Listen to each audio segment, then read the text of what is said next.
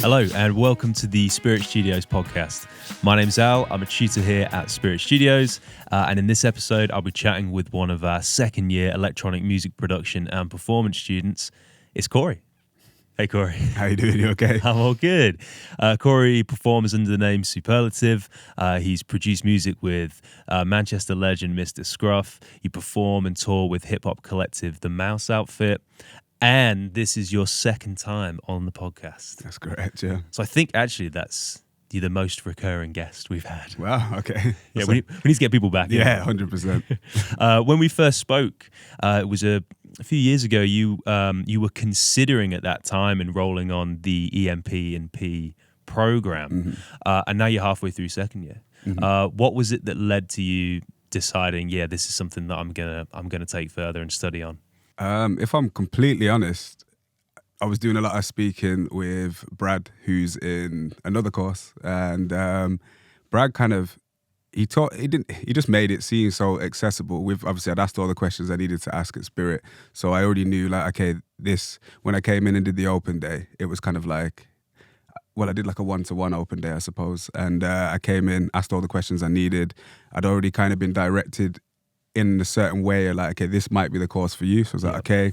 And then Brad was at my final, like, well, I'm going as well. We're going to know somebody. We're going to do so much music together. This is going to be like, you should do this. You've already told me you want to do this, so do this. And it was kind of like, yeah, okay, that's the push. And excellent. Here I am now. Since you've been here, have there been any modules or pieces of work that you've found stuck out as particularly useful for you? I'd say, apart from sound synthesis and it's going to sound really biased because it's your module, but it's been, because I've been producing for a bit now, but I think there's this feeling that if you're not making beats for people all the time and selling your beats online, that it's kind of like, oh, what do I do as a producer? And the MU 2019 was kind of like, okay, there's so much more that you can do in marketing, what you actually do in music, and learning about just change. Well, synthesis, I suppose, was the biggest highlight for me on that module, because it kind of forced me to just realize, okay, it's not just ADSR. There's so much more that goes into this, and making a live sampler. I realized a lot from that one in particular. It made me realize, okay, there's a lot of things that I do that I can apply in a specific way that I never realized I could, and actually probably make a lot of money out of it if I do it right. Yeah, I was going to ask, it was the sample pack aspect of building a sample pack something that then spoke to you as a kind of commercial? Yeah, 100%. It was the structure inside of it and realizing that, okay, I can do the sounds part. There's more to the sounds part than I actually thought there was. Yeah. But it's also the keeping everything organized and making sure it's delivered properly. It looks nice. It's got something about it, and that was the bit that kind of like stuck out to me, really. Not always the most exciting part of production, but so useful. There was like a series of releases that you were doing, the Sounds from My Yard Sides, which we spoke about on the previous episode. Yeah. And that always stuck out for me because you were basically creating tracks with sounds that you found around the house, which I think really lends itself to that kind of creative sampling sort of thing. Did you find that process useful, like having done that before? Yeah, it was almost like it just translated really well, because I think the first part is identifying that, like, okay, the kick doesn't sound great right now, but why doesn't it sound great right now?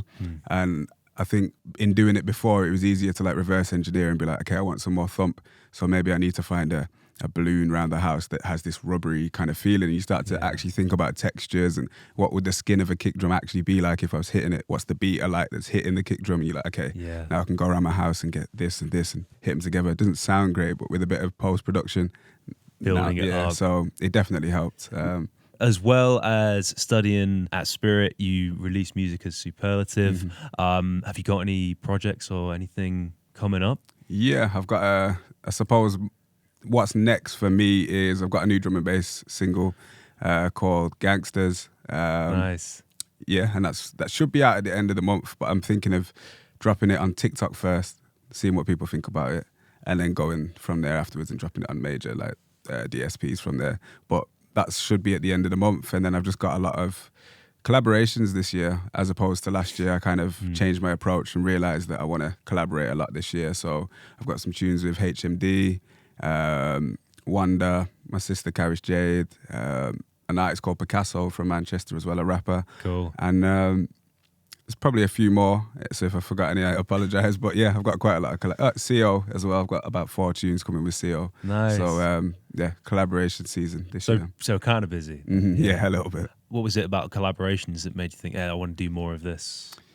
It's more just, I don't feel like I've kind of, like, I've not mastered my sound as such, but I feel comfortable now that I've found a standard that I enjoy and that I like and I've set for myself, and I can get there all the time. So now it's kind of like I just want to get influence from other people that I actually enjoy their music. I don't just want to collaborate for the purpose of let's just both collaborate, but I want to actually learn about how you produce and how you write music and stuff, but also see if what I can offer to you can end up making something that's really, really nice. Yeah. So, and because I hadn't really done much of it in this time of me getting to the stage of like being comfortable, being able to do that. Now I feel like I'm in my like final form and it's time to tell everybody what I've learned and let's do it like this. So that's kind of why I've done it this year, yeah. Excellent. Have you found Spirit a collaborative place to work? You mentioned kind of working on stuff with Brad and other students, but... Yeah, I suppose, like, if anything, I think what it's done is it's changed my approach to production in a sense of we all produce, most of us produce electronically now. I've been producing hip hop and R&B and that kind of music on Ableton for years, but like I say, the synthesis side and that kind of thing, being around people in my class who are very much drum and bass house, it's been inevitable, even though I didn't want it to happen, that I've kind of become an electronic music producer as well, even more so. And I've started, okay, look, what do you think of this drum and bass tune, boys? Or, what do you think of this garage tune I've made? And sending it over to a couple of people in the class and seeing what they think. Well, do you want to do something on this? So it has been collaborative, maybe not in its final form, and we've collaborated on a tune, but very much so. I've learned a lot of their teachings and applied it to my own, and probably vice versa. So, like during the process of getting the feedback. Yeah. I mean, that's the beauty of having a class of creative people around you. With the D&B track that you've got coming out, have you produced it and are you putting vocals on it, or is it? It's it's because I produced The Wave last year. And that was, I said that probably wouldn't have been conceptualized unless I came here. I don't think I would have ever made drum and bass unless I met these people. So I think, so I made that, and this is kind of like The Wave 2.0. It's got the chorus is singing now. It's not just me rapping. It's a bit more contagious. The drop's a little bit better. I found some new issues with phase, which I didn't have before. It's always but it's been a good journey, to be fair, for that tune. Excellent. With that kind of stuff or production in general, do you have a place that you normally start with your tracks where ideas begin? I'd say it's mainly the groove. It doesn't matter if it's the melody I'm using to get the groove, or whether I beatbox a little bit of something in to get there, or even if I just turn the mic on, record a little bit of something. Yeah. It's always, I need the groove first to know what pocket something's going to fall in, and is this going to be keys here? Is this going to be, I don't know. Until I have the groove, I can never really decide what I'm going to do with it. Rhythm first. But you're a drummer, right? So maybe there's that. Yeah, I suppose. Outside of the program then, how have you sort of been developing your production chops? I've been doing a lot of resampling. Cool. Like, within Ableton? Within Ableton, yeah. So just bringing just anything in really and just trying to turn it into something.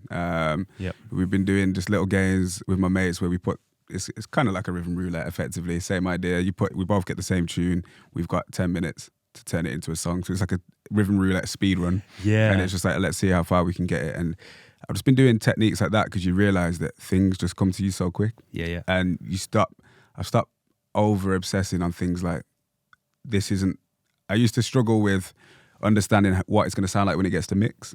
Now I've sent a few tunes to a mix engineer. I understand that I've sent it in a variety of forms and it's still come out okay. So maybe stop overthinking, is this kick perfect right now? No, it's not. And it sounds like, I don't know, it probably sounds silly, but I've unlearned a lot of things, unlearned a lot of bad habits, and learned to take it easy and just be like, this is actually like just really fun. Just have fun, resample it. What does it sound like right now? Doesn't matter. Try it like this. Okay, try it like this. And it's just been really fun, yeah. Excellent. Do you have a particular favourite studio in Spirit of the ones that you've got into so far? Well, I've been in Spirit. that would be my favorite by default, I suppose. But it's probably the scariest, most daunting, because I don't know how to use a desk as such. I suppose I know how to use a desk, but not the Neve. But my favorite is Audient 2, and that I think it's because it's where I first learned to use a patch bay, first learned how to use the desk properly. And then it's just a nice space. I first learned how to mic a drum kit up in there. So it's kind of just like I feel safe when I go in there. Nice space, everything's just going to work most times. And then you realise, like, okay, how did I do that again? So, but it is, it's Audient 2 is probably my favourite one. Yeah, it's a great space, Audient 2. And it's nice because it's like first, second year studio and it's such good quality. But it does feel very immediate. I teach a lot of sessions in there and it's like my office, I guess, with Audient 2. It's a really nice place to sort of set up and work. Yeah, awesome. And what's it like maybe more generally just studying music in Manchester as a whole? It's good. I'm not going to end it there. It's good. I live in Bolton, so I'm just out of town, and it kind of, I like not being in the madness as much, as in like I'm glad that I'm at Spirit, that's not like a traditional university where there's like 1,000 people just constantly. They might not even be on your course and all that kind of stuff. So this is quite. I only come to Manchester for music. So when I'm in Manchester, it's like uni. Maybe go and see another artist that's here. Okay, if I'm in Manchester, it's usually for music. So I kind of like it that way. Having uni here, it's kind of made every trip that I do forced to be music. So it's kind of, it's good. Great. You're in the zone when you're in Manchester. 100%. Excellent. Before we wrap up, we would love to kind of have some of your music on the episode. Is there a particular track that you might want to share that we can kind of share with everybody? Well, I think it's only fitting, seeing as I've been talking about the drum and bass one that's coming out. I am in the mixing stage of it, and obviously I told you there's some phasing issues that I'm getting at the minute. But I think even as a nice bit of transparency, I'll even give you mix version 5 to play. Excellent, draft 5. I was hoping you were going to say that, and I was like, I don't want to be like we're playing the drum and bass track. But what's the name of the track? It's called Gangsters. Gangsters. Yeah. Okay. Cool. So you send me mix 5. I'll drop it into the episode, and we can kind of exit on that. Nice one. Excellent. Cheers, Corey. Thank you. Thank you. Why do they talk like gangsters, but they don't move like gangsters? Why do they walk like gangsters, but they don't move like gangsters? Why do they act like gangsters, but they don't move like gangsters? Why do they rap like gangsters, but they don't move like gangsters? Change don't change like it used to. Who runs the roost round here? The coop's gone clear. Got the heart from the bass to the snares, but the word is what's keeping them here. Word to my peers, the work don't stop till the top. Think it's resting, but we're not. I spread the message and it's love. I get the S and the P and the R from above. I see them restless with the keys and the palm for the bump. A bit of grinding up the herb is what I'm on. Shouts go out to mums. This one is the icy one. Go get the long johns. 50 Pret in London, if it's on then I'm on. I know they feel it when I spit, it's like the Missy song. Shut your noise, silence when I run the voice. In your ears, open your mind. Why do they talk like gangsters, but they don't move like gangsters? Why do they walk like gangsters, but they don't move like gangsters? Why do they act like gangsters, but they don't move like gangsters? Why do they rap like gangsters, but they don't move like gangsters? Tell your favourite rapper that I'm here. Not to clash, I'm gon' collab a lot this year. Maxing out the bang, don't need no gloves or mask for that. I got this yapper ear, a geezer with the tracks they want to hear. Been this way for years, still they sending messages in bottles. Was this really meant or was it not for? Can't connect the dots, I got this smelly in my pocket, I forgot yo. Strictly high grade and that's the motto, unless the plug is awful. Don't do OZs, not the other lab, been left alone to be my own steez. Now they clock on, race to the bottom. I see it all, I know my options. Never gonna stop unless I often. Not Billy and Mandy, you're dealing with me and a beast, a different beast. Not feeling the average, I come with the elegant steez and do as I please. I am a mountain to a molehill, highlight of the show reel. Love me cause I'm so real. Gangsters, but they don't move like gangsters. Why do they walk like gangsters, but they don't move like gangsters?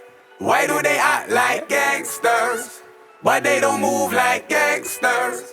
Why do they rap like gangsters, but they don't move like gangsters?